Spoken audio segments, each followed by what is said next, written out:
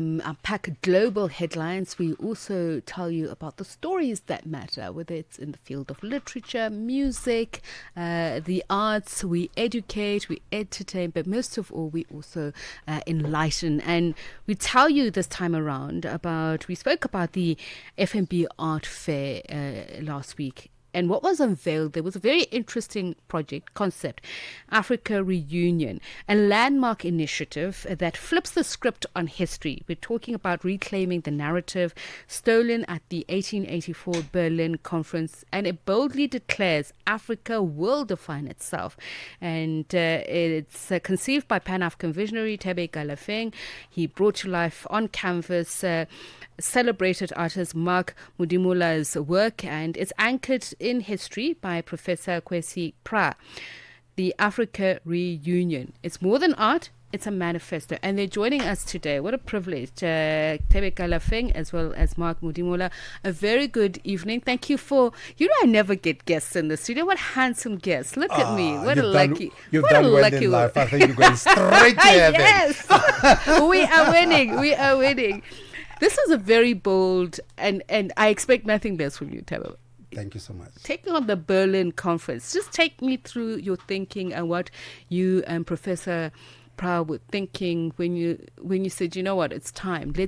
We've been talking about it for centuries, reclaiming the African narrative. Well, let's think about our challenge as a continent. So if you look at the challenges that we faced over since the Berlin Conference, which took place in 1884-85 in Berlin, which at that point it was to carve up the continent into what it is now, the 54, 55, 60 different countries. At that stage, when it was quote unquote, handed over to us in 1963, with the formation of Organization of African Unity, at that stage there were 32 presidents or 32 newly independent states.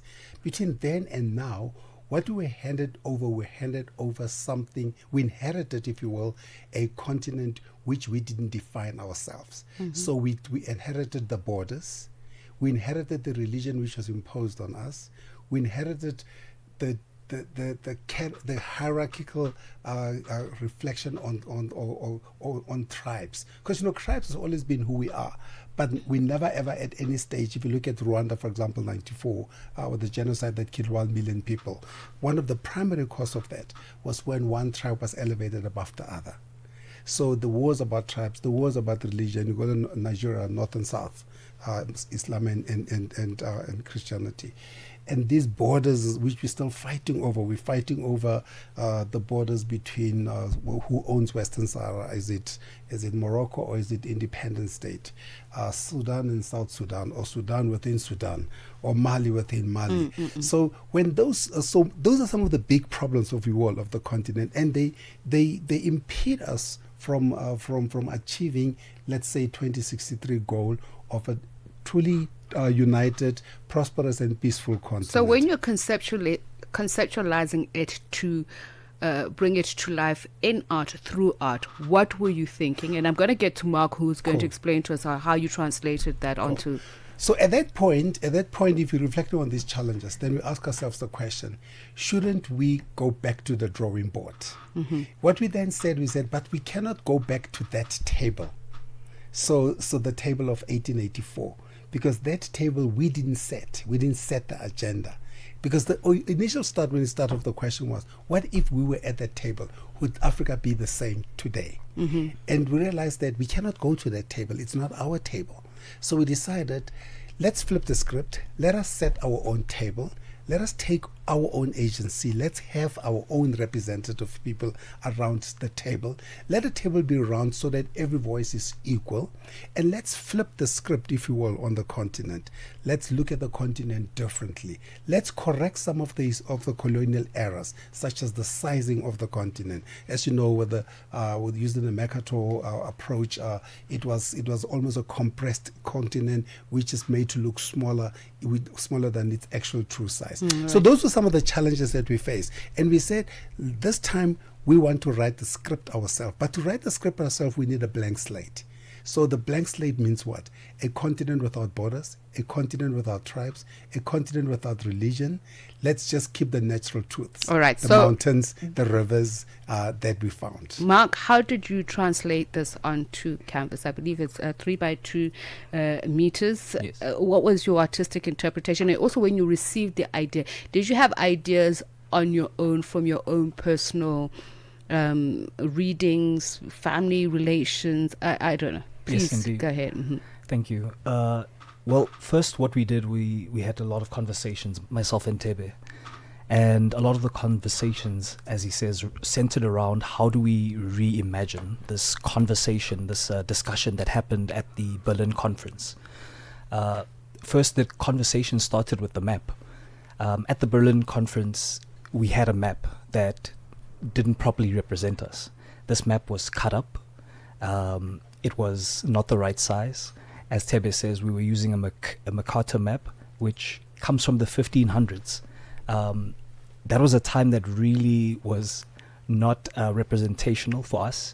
It was a time where our power was not represented by the map, and it was also not represented by our agency over the map, or how we applied ourselves in this Africa. And so I think that was the first starting point. We needed to relook, how does this Africa look? Because that is how we look. The map represents how we see ourselves. And so we needed to first relook that. And once we'd resolved that, we got to how do we now present this map? And let's talk about the presentation, because you seated Nelson Mandela next to Chimamanda Ngozi Adichie. So Yes, the indeed. visual aspect of it, and Yes, indeed. we've seen Zuleika Patel as part of that. So it's multi-generational. Yes. So that multi-generational aspect is incredibly important to us because it represents figures and leaders who not only come across time representing different struggles, but they come from different industries. You have Chimamanda, who comes from a literary aspect. You have Zuleika Patel, who comes as a young activist, sitting near Sojourner Truth, a freed slave. So she represents a different diaspora altogether. And we have them sitting next to frontline state leaders like Kenneth Kaunda and Kwame Nkrumah. So we bring all of these figures together on one table, something that's only possible if we all together reimagine this table. A So table which I might, if I could finish. Yeah. The table itself is not a table where you feast. It's a table where we gather. And so the table is a round table which represents a fireplace, something where in all our African cultures is a place where we all gather, not to chop up, but to rebuild. You don't chop. Well, in Nigeria, this is chop. You're not chopping it there too. So I'm thinking now, Thebe, with Professor Prah, when you talk about the philosophical aspect of it, that table, there is an empty seat. And I want to understand that in your conversations, what were you saying about that empty seat? Is it an invitation? Is it what's missing in the conversation about reimagining African and the type of Africanism we're trying to inculcate? Well, the interesting thing is we'd actually had pretty much finished the table, and it was complete. Every seat was taken. And then we asked ourselves the question, but are these the people who've got authority to speak for everyone? Or can we open up the conversation for new voices, for voices which didn't have an opportunity? So we created an empty chair. So we put in an empty chair to represent the unborn child who's still going to inherit this continent, but also the ordinary African, because not everybody is the head of state or Miriam Makeba, a singer, Chimamanda, a writer, or W.B. Du Bois, or Senghor, the people. So most of the people are ordinary people who pretty much also have a view on what the continent should be or how they'd like to see the continent. So that open chair is symbolic to an invitation, an open invitation for any one of those to take up a seat and contribute to the Africa they want to see. And Mark, I know you felt like I was rushing you, but I'm trying to suck all the marrow out of both of you in the limited time that we have. So then just tell me about transcribing a manifesto, what might be seen as political, economic, etc., into a work of art that is accessible for all, even for somebody who's never really been, introduced into interpreting the very many layers that you can get out of art? That's actually a great question. I think first we need to, like you say, make the art relatable. And the first thing you do is you make it visual, because as people, we read with our eyes. So this manifesto is a point of departure where we're saying we need to move away from this trauma of the Berlin Conference and relook the conversation. And the easiest way to do that without using fancy English is to give people an image, something that they can digest, something with representation, figures that they can see themselves within. And also you must remember, we are African people. We are people who deal with the spiritual and the symbolic. And so we bring in a lot of symbols that people can relate to without having an education in the arts.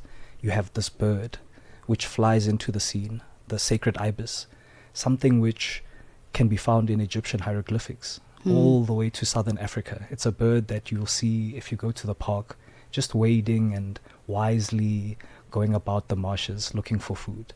It's a symbol of wisdom. And in this painting, it's an emissary of change. It comes in and it brings in the conversation. And like I mentioned, the table, which symbolizes the fireplace, we have Africa inverted and in the colors of a flame rising up. These are images that, without having an education, you can draw a conclusion that this represents me and this changes a moment in time. And also, we didn't want to come up with quote-unquote abstract art. And just to add on to your question and to Mark's explanation as well, we didn't want to do something that's abstract that people now have to try and philosophize about. We wanted something that's immediately and instantly relatable. So, and also because when they see these people, when they see a Zuleika, they say, well, I'm a young person too.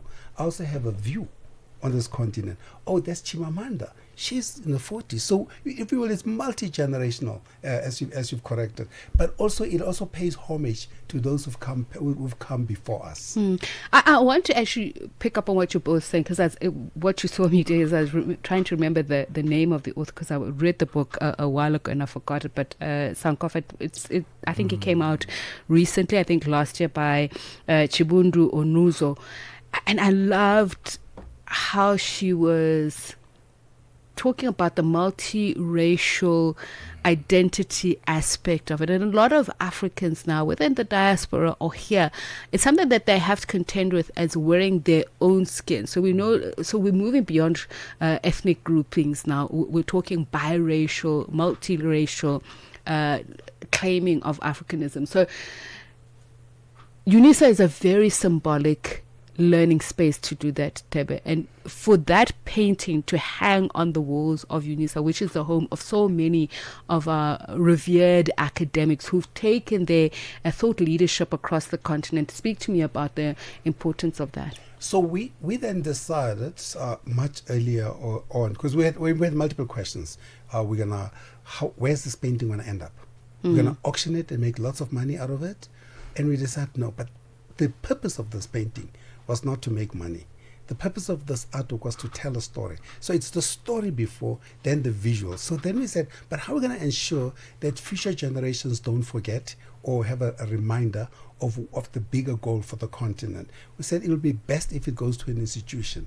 Then obviously scouring through the institutions, and UNISA probably is the most ideal one, because it's the biggest university in the continent, over 400,000 students, multiple campuses around the continent. And as you've said, people like, for example, Mbeki and his Thabo Mbeki and his African Renaissance is the chancellor of that institution. So this institutional vision is around the African Renaissance, if you will, as well. So we felt it was representative of everything that the painting is about, but most importantly, it is a good custodian of the work. If you put it in the UNISA Art Gallery, because a custodian of the work for future generations. Anchor it in learning, keep it accessible, and ensure that it is Pan-African. All right. Mark, final question for you. I feel like it's almost like a relay for other artists to carry on with your work from that piece of work, and not only add their own interpretation, but perhaps add the people that you weren't able to fit on the canvas. Your final thoughts on that? I think that's a great point. Our job as artists is to reflect daily life. So at this current point, we've created this artwork in the same year that we're going to be hosting Africa's first G20. So this was a significant statement that we were making. But from this point, what I told the students who were viewing the artwork at the art fair was, I've done my job by doing this. From here on, you have to take the story forward.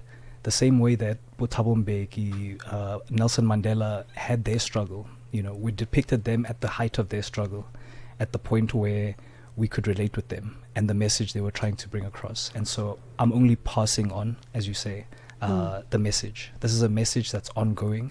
And at least what we're doing here is we're saying there's a positive vision for us in the future. And we're using art as a way to create agency for not only myself, but other artists. Thank you so much to both of you. And Absolute pleasure. we've just been speaking to Thebe Ikalafeng and Mark Modimola, speaking about Africa Reunion, reimagining of the Berlin carving up of Africa and reowning the African narrative through art, philosophy, history, a canvas, a manifesto that will hangs up on the walls of UNISA, as we said earlier on.